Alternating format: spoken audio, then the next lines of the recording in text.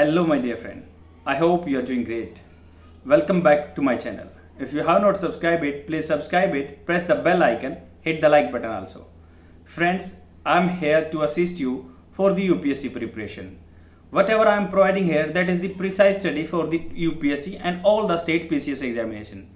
Friends, do not worry about the preparation because whatever I am providing here, that is the data from the prominent institution. I am providing all the data within the free amount here. Come along with me and reach up to the zenith of your career. Okay friends, let's get started. Today questions. Friends, today I will speak about the 11th video of the mock test series of the UPSC preliminary examination. Start करते हैं. ये video Hindi and English में रहेगी. And friends, इस video में मैंने आपको एक स्ट्रेटजी भी प्रोवाइड की हुई है हिंदी वाले पोर्शन में. मतलब आप क्वेश्चन को कैसे अटैम्प्ट कर सकते हैं, कैसे आपको कुछ क्या होता है UPSC unpredicted public service commission बोलते हैं इसमें. तो आपके क्वेश्चन कुछ स्टेटमेंट तो आपकी नोन आएंगी, कुछ स्टेटमेंट अननोन आएंगे, बिल्कुल ही आप उनके बारे में ब्लैंक होंगे. तो आप कैसे किस स्ट्रेटजी को अपना के क्वेश्चन अटैम्प्ट कर सकते हैं उसको आप ध्यान से देखना हिंदी में जो मैंने उसमें डाला हुआ है. फर्स्ट स्टेटमेंट है, consider the following statements with reference to the motion in the parliament. Parliament में जैसे मोशन होते हैं उनके बारे में स्टेटमेंट है. Substantive motion is a self contained independent proposal dealing with an important subject matter. जैसे सब्सटेंटिव मोशन है तो सेल्फ कंटेन्ड इंडिपेंडेंट प्रपोजल है dealing with the important subject matter. किसी इंपॉर्टेंट सब्जेक्ट्स के लिए होता है क्या substantive motion. Second is subsidiary motion is moved in substitution of the an original motion and propose an alternative to it. Subsidiary मतलब उसका क्या alternate है. Substitute motion by itself has no meaning and cannot state the decision of the house without any reference to the original motion. कौन सा statement correct है आप अपना answer mark कीजिए. और ये आपको हिंदी एंड इंग्लिश में क्वेश्चन प्रोवाइड किए हुए हैं. ए आंसर इसके A only, B second only, सी है सेकेंड एंड थर्ड और डी है फर्स्ट सेकेंड एंड थर्ड. तो अपना आप आंसर मार्क करेंगे तो आपको अटैम्प्ट करने में इजी रहेगा क्वेश्चन पेपर में. इसका सॉल्यूशन ए है. To discuss any matter of the general public interest a motion has to be tabled with the consent of the presiding officer. Presiding officer मतलब आपका लोब्स का speaker है या आपका चेयरमैन है राज्यसभा का. इट कैन बी अडोप्टेड और rejected by the house. First statement correct है. Substantive motion is a self contained independent proposal dealing with a very significant issue like impeachment of the president. तो यही substantive है, मतलब firm है, ये बिल्कुल independent है अपने आप में. सेकेंड है स्टेटमेंट इनकरेक्ट है. Subsidiary motion by it self has no meaning, can not state the decision of the house without reference to the original motion. It further divide into the three सब types नेमली ancillary motion, superseding motion, amendment. Ancillary motion क्या होता है? It is use as normal way of proceedings with the other type of business. Normal की तरह use होता है. Superseding क्या है? It seeks to debate on other issue by superseding the present issue. तो मतलब दूसरे इशू पे बात पहुंच जाती है पहले इशू को छोड़ के. थर्ड है amendment. It seeks to amend only a portion of the original motion. एक ही कुछ मान लो उसमें से सेगमेंट वही अमेंड करने का बोलता है. थर्ड स्टेटमेंट इनकरेक्ट है. Substitute motion only is moved to substitute an original motion and propose an alternative to it. It gets adopted by the house, then it supersede the original motion. Next question पे चलते हैं.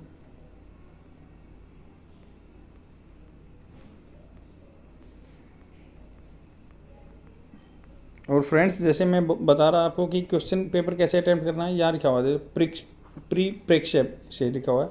क्योंकि मैंने English में इसलिए नहीं डाला क्योंकि बहुत लंबा हो जाएगा. तो आप इसमें से पढ़ सकते हैं कैसे आपको मतलब संसद और उसके कामकाज संबंधी प्रावधान भारतीय राज्य व्यवस्था के मुख्य टॉपिक है. मतलब इसमें बताया गया कि आपको क्या क्या पढ़ना है किस टॉपिक से और कैसे कैसे अटैम्प्ट करना है. नेक्स्ट क्वेश्चन पे चलते हैं.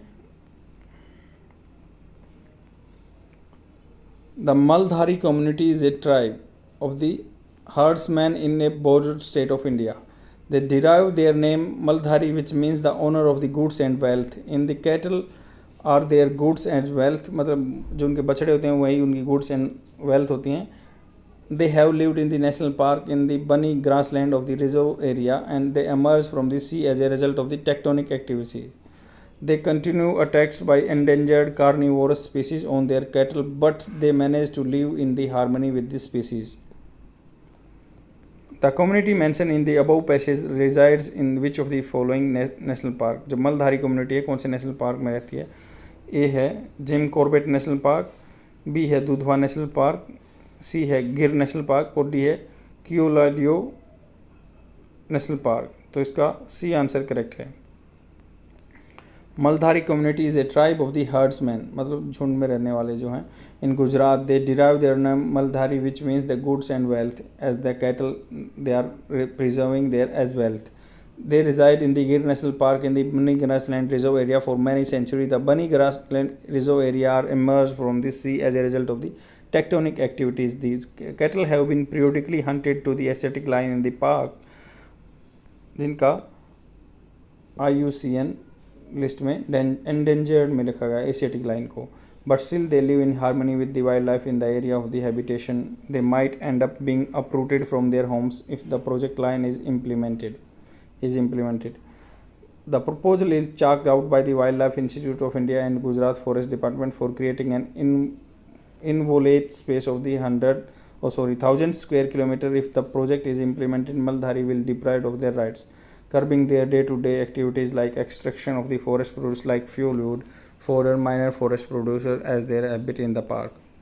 मतलब यही है कि मलधारी कम्युनिटी हैं जो एशियाटिक लाइन भी वहीं रहता है, तो उनके प्रिजर्वेशन के लिए नए प्रोग्राम चलाने की बात कर रहे हैं, तो ये अपने घर से होमलेस हो जाएंगे, ये वहाँ पे गुजारा करते रहते हैं.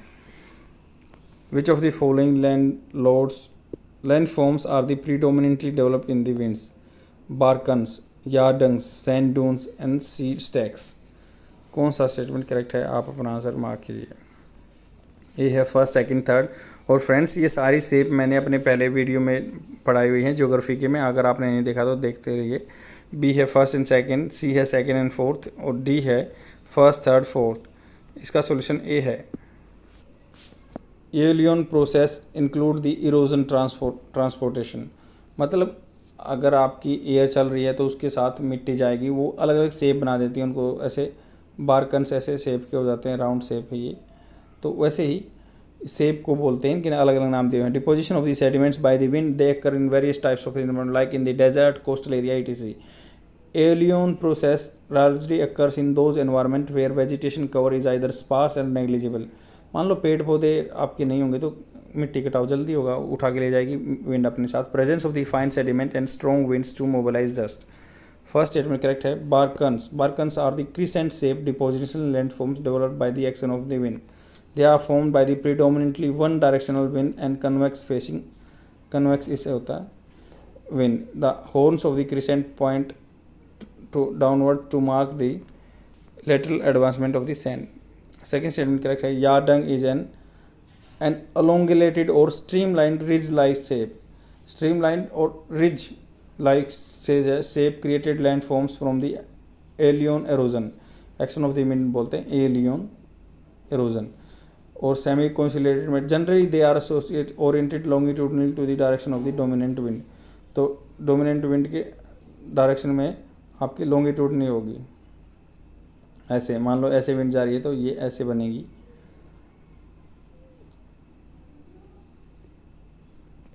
थर्ड स्टेटमेंट करेक्ट है. The sand dunes also mounds of the sand formed by the action of the wind. It occurs generally in the desert along the beach. They formed when the wind blows sand into the sheltered location behind an obstacle. Every dune has two faces on the windward side where the wind is blowing and a slip face without wind.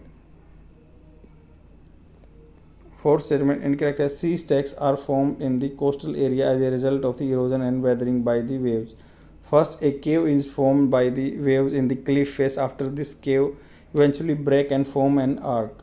Later, the arc will no longer be able to support the top of the arc, so it will collapse and leave behind a stack. After this, a stack will be converted into the stump. यही land forms हैं, जैसे मिट्टी इकट्ठी होती है उनके अलग अलग नाम दिए हुए हैं. और ये लास्ट वाला जैसे आपका sea stacks are formed in the coastal area बनाए जाते हैं as a result of the erosion. First cave is form the wave is cliff face and after the cave eventually मतलब गुफा है टूट जाएगी, बना देंगे तो उसके बाद उसके अलग अलग नाम है, जैसे स्टेक है, स्टम्प है। तो ऐसे ऐसे मान लो मिट्टी कटाव करने के बाद ऐसे स्टेक्स बचे हुए हैं, यह गुफा जैसी शेप थी कहीं से कटा हो गई, ये बचा हुआ है। नेक्स्ट क्वेश्चन पे चलते हैं।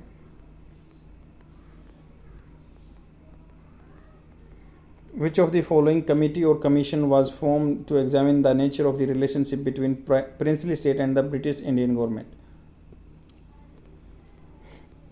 ए है हार्टोंग कमेटी, बी है जाकिर हुसैन कमेटी, सी है बटलर कमेटी और डी है हंटर कमीशन। इसका सॉल्यूशन सी है। फर्स्ट स्टेटमेंट इनकरेक्ट है। हार्टोंग committee was set up to report on the development of the education. It recommended emphasizing primary education, but there should be no need for hasty expansion or compulsion in the education. It also recommended that only deserving students should go in for the high school and intermediate stage, while average students should divert it to vocational courses. मतलब 8th class से ही vocational courses में जैसे ITI वगैरह से चले जाए। तो हार्टोंग committee इसका आंसर इनकरेक्ट है। यह है कि एजुकेशन के डेवलपमेंट के लिए हार्टोंग कमेटी थी, वही मतलब जिसको नॉलेज है वो +2 में जाए, नहीं तो वोकेशनल ट्रेनिंग के लिए जाए। बी स्टेटमेंट भी इनकरेक्ट है। Zakir Hussain committee was form draft an education scheme based on the resolution passed in the Wardha. It was based on the Gandhian ideas and child-centered. Its recommendation as follows: training student in the basic handicraft. Basic handicraft की training दो. The first 7 years of schooling to be free and compulsory education through vernacular medium. From 2nd to 7th class teaching in Hindi. Use of English was only after class 8th. जो बहुत पुराने time तक यहाँ पे चलता रहा. C statement correct है. It was set up in 1927 to examine the nature of the relationship between the princely state and the governments. It recommended that paramountcy must remain supreme. Princely states should not be handed over to the Indian government responsible to the Indian legislature without the consent of the states. तो यही 1927 में बनाई गई थी. It recommended paramountcy must remain supreme. मतलब जो ऊपर है उसकी सुप्रीम रहनी चाहिए. Princely state not be handed over to the Indian government responsible to the Indian legislature without the consent of the state. D statement incorrect है. Hunter committee was formed to inquire massacre जो आपका 1919 में जलियांवाला बाग में हुआ था. It also known as the disorder inquiry committee headed by the William Hunter. Next question पे चलते हैं.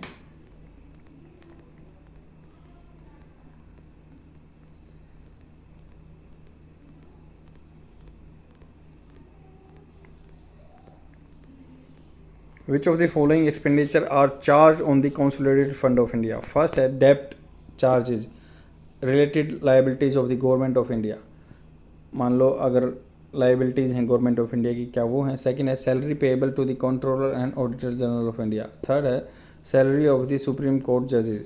फोर्थ है salary of the speaker of the state legislative assembly. कौन सा स्टेटमेंट करेक्ट है? आप अपना आंसर मार्क कीजिए. ए है फर्स्ट एंड सेकंड, बी है थर्ड एंड फोर्थ, सी है फर्स्ट सेकंड एंड थर्ड और डी है फर्स्ट सेकंड थर्ड फोर्थ. तो इसका सॉल्यूशन सी है. First second third are correct. As per article 112 Clause 3 of the Indian Constitution, following expenditure are charged to the Consolidated Fund of India. The emoluments and allowances of the President. President की जो payment है वो.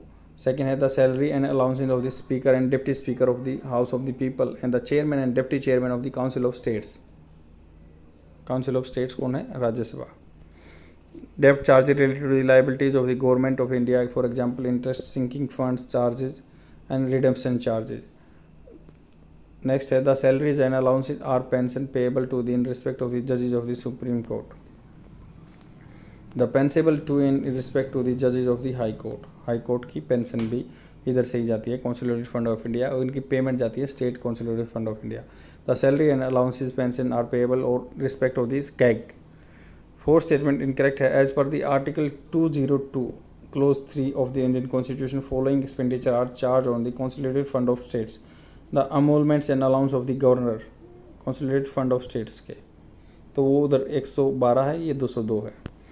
The salary and allowances of the speaker and the deputy speaker of the legislative assembly, and if a state legislative council exists, then salary and allowances of chairman and deputy chairman. Debt charges related to the state government, for example, sinking fund and charge redemption charging. The salary and allowances of the judges of high court. Next question पे चलते हैं.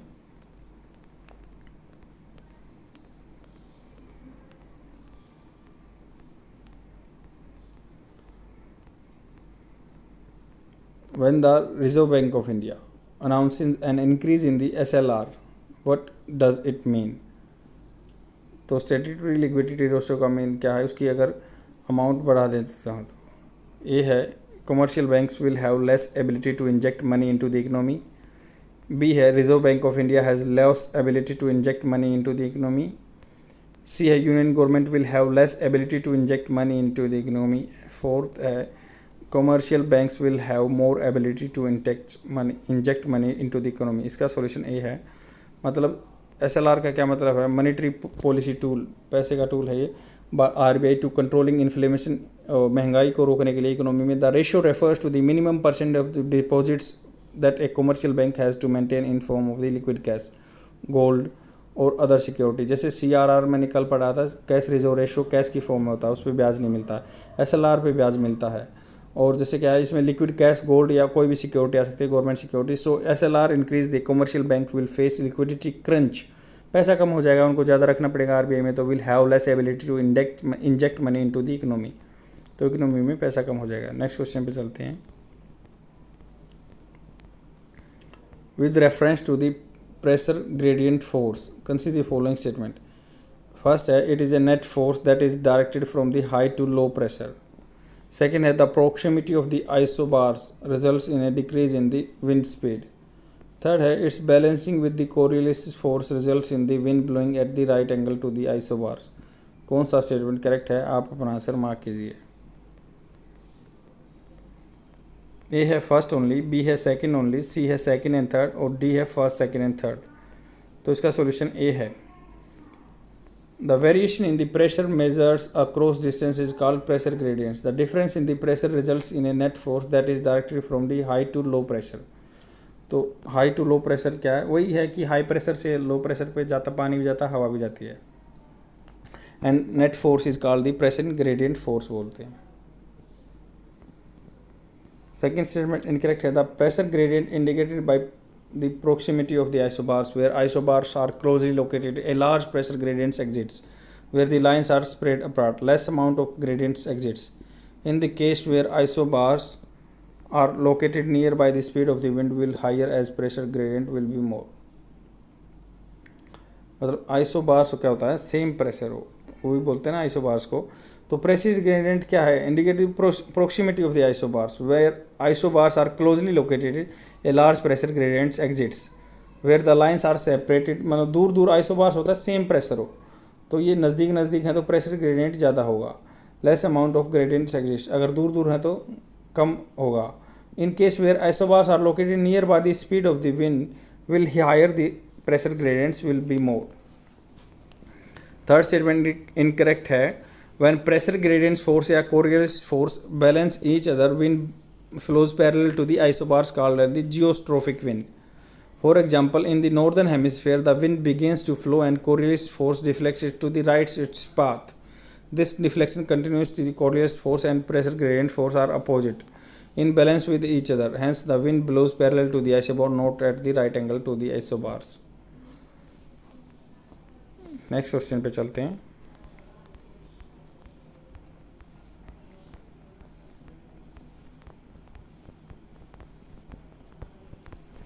Consider the following statements with respect to the Pune Pact.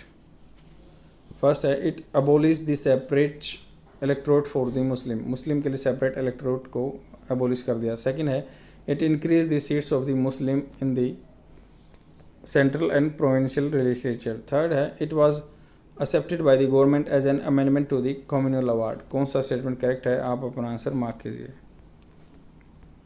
ए है first only, B है first and second, C है third only, D है first second third. तो इसका solution C है. फर्स्ट स्टेटमेंट इनकरेक्ट है. Gandhi ji visualise a separate electorate to depress class through the communal awards as an attack to India and its nationalism. To persuade to depressed classes for a joint electorate, he went to an indefinite fast and Yerawada jail in Poona. तो उन्होंने fast किया. ये क्या कि communal, मान लो जाति के नाम पे वोट डलेंगी तो बहुत गड़बड़ हो जाएगी. Finally B.R. Ambedkar on the behalf of the depressed class signed the Pune Pact on the September 24 on 1932. Hence it was for the depressed class, not for the Muslim. depressed class के लिए था. अम्बेडकर जी ने sign किया था गांधी जी के साथ. Second statement incorrect है.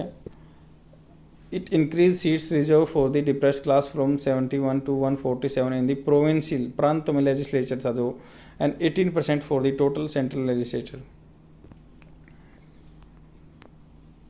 Third correct है. The government accepted the Pune Pact as an amendment to the communal award, as it was communal award that granted a separate electorate to the Muslim, European, depressed class, Sikh, Indians, Christian, Anglo-Indians, women and Marathas. तो Poona pact को communal award में amendment कर दिया गया. As it was a communal award that granted a separate electorate. Separate electorate नहीं चाहिए था. Next question पे चलते हैं.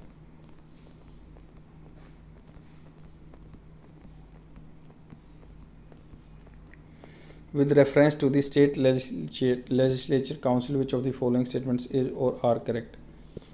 First है, the legislative council is a permanent house like Rajya Sabha. It cannot be abolished. It can be created by parliament if the respective state legislature assembly passes a resolution to that effect. Third है, any law which seeks to create a legislative council will not be deemed as amendment to the constitution under Article 368. 1/3 of the members of the legislative council are directly elected by the electors of the state. कौन सा statement correct है? आप अपना answer mark कीजिए. A है first and fourth, B है first and second, C है second and third और डी है फर्स्ट सेकंड थर्ड फोर्थ. तो इसका सॉल्यूशन सी है. In India we have a bicameral legislature at the central and unicameral legislature at the state level. तो bicameral मतलब Rajya Sabha Lok Sabha, unicameral bicameral मतलब कहीं पे लेजिस्लेटिव असेंबली के साथ लेजिस्लेटिव काउंसिल भी है, उसको बाई कैमरल बोल देंगे. Currently there are the 6 state, मतलब अब JNK में कम हो गया है तो इसलिए अब 6 हो गए हैं. We have state legislature namely Andhra Pradesh, Bihar, Karnataka, Maharashtra, Telangana, UP. Earlier Jammu and Kashmir also had an state legislative council. First statement is incorrect. The state legislative council is a permanent house like Rajya Sabha, but it cannot be abolished. It can be abolished, मतलब abolish किया जा सकता है. Article 169 of the Constitution empowered the Parliament to create and abolish the council in the state legislature. Assembly of the state passes a resolution to that effect by the special majority. Total membership of assembly by a majority of not less than the 2/3 of the member of the assembly present and voting. Parliament abolished the Vidhan Sabha Parishad in Andhra Pradesh in 1985, but in March 2007 it is reinstated. मतलब 1985 में हटा दिया, 2007 में आ गई reinstated. तो इसके लिए हमें क्या चाहिए बनाने के लिए, abolition के लिए बाई मेजोरिटी ऑफ दी, इसमें स्पेशल मेजोरिटी चाहिए 2/3 present and voting and absolute majority भी. सेकेंड स्टेटमेंट करेक्ट है. पार्लियामेंट में by provide the creation of such A council state in for the abolition of the council of state having such a council if the state legislature passes a resolution to the effect of a majority of the total membership of the assembly by a majority of the not less than 2/3 of the member present and voting. मतलब 2/3 चाहिए बनाने के लिए भी, हटाने के लिए भी स्पेशल मेजोरिटी चाहिए. थर्ड स्टेटमेंट करेक्ट है. As per the article 169 clause 3 of the constitution of India, no law to create a state legislative council shall be deemed to be an amendment to the constitution for the purpose of the article 368. Amendment article में हम article 368 के under करते हैं, but उसको constitution amendment में नहीं माना गया अगर किसी स्टेट में लेजिस्लेटिव काउंसिल बनती है तो. फोर्थ स्टेटमेंट इनकरेक्ट है. State legislative council members are elected indirectly nominated in the following manners. 1/3 of the member are elected by the local authority represented from the municipality, जिला परिषद, block परिषद. 1/3 तो इनसे आ जाते हैं. सेकंड 1/3 है जो मेंबर्स हैं असेंबली, स्टेट लेजिस्लेटिव असेंबली से आ जाते हैं. 1/12 कहाँ से आते हैं? ग्रेजुएट्स ऑफ द स्टेट्स, जो ग्रेजुएट हैं. 1/12 कहाँ से आते हैं? टीचर्स. 1/6 कहाँ से आते हैं? Members are nominated by the governor, जिनको नॉलेज हो art and literature. Hence member of the state legislative council are not elected directly by the electors of the state. Directly नहीं इलेक्ट करते हैं. नेक्स्ट क्वेश्चन पे चलते हैं.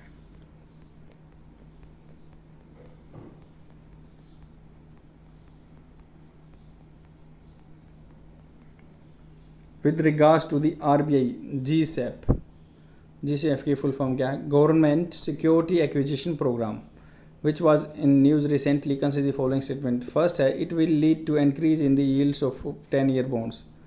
10-year bonds की yield मतलब ब्याज ज़्यादा मिलेगा. सेकेंड है, it will lead to an increase in the equity market investment. कौन सा स्टेटमेंट करेक्ट है? आप अपना आंसर मार्क कीजिए. ए है फर्स्ट ओनली, बी है सेकेंड ओनली, सी है दोनों ठीक हैं, डी है दोनों गलत हैं. तो इसका सोल्यूशन बी है. The quail of the concern of the market participants over rising bond yields, RBI assured maintaining the current accommodative policy stance until the economy is back on the track, and enthuse the markets with the government security acquisition program. Under this GSAP, RBI will purchase older government securities worth rate 1 lakh crore in the first quarter of the financial year 2021 to 22. RBI also announced that it will continue a variable rate reverse repo rate to suck excess liquidity in this system. मतलब reverse repo rate होता है जिस rate पे आपके bank RBI को पैसा देते हैं. स्टेटमेंट 1 इनकरेक्ट है. GSAP in the introduce in the RBI mainly to calm bond markets yields of the 10-year bonds which have hovering up near about the 5.9 prior to the union budget 2021 to 22. But after the passing of the budget, it was hovering around the 6.2% largely due to the huge borrowings by the central government. Total borrowings could be near 20 lakh crore if the state government borrowings are added to the central government borrowing. However, post GSAP introduced the bond yields for the long-term bonds. It will reduce the bond yields, not vice versa. मतलब ये bond की जो ब्याज मिलेगा उसको कम कर देगा. ये मोटा मोटी बात है. सेकेंड स्टेटमेंट करेक्ट है. Immediately after the announcement of the GSAP, there was a rise in the equity market index as a decline in the bond yield. It's positive for the equity markets. RBI has introduced to manage liquidity in the market, and that will keep bond price volatility in the control. This seen as a big positive for the market participants are due to decline in the bond yield. Equity markets will more lucrative option for the investor. वो वहाँ से bond yields की कम हो जाएगी तो यहाँ पे ज़्यादा इन्वेस्ट डालेंगे. Additional information क्या है? Other reason behind the introduction of the GSAP was to ensure that government borrowings sail through smoothly, as the other avenue from which government borrows were not able to match up to half of the combined borrowings demand for the central and state government. तो GSAP के provision से government को पैसा मिल जाएगा easily. ये आपका हिंदी में answer provide किया हुआ है. और फ्रेंड्स, हर क्वेश्चन के नीचे दिया हुआ है कि कैसे कैसे आपको टैक्टिक्स से पढ़ना है, कैसे कैसे क्वेश्चन अटैम्प्ट करना है. प्रीक्षेप से के बाद सारा यही लिखा हुआ है, हर क्वेश्चन में मिलेगा आपको. And thanks for today. I will come tomorrow with more questions, and please share my video among your friends so that they can get benefit. Thanks for watching. Bye.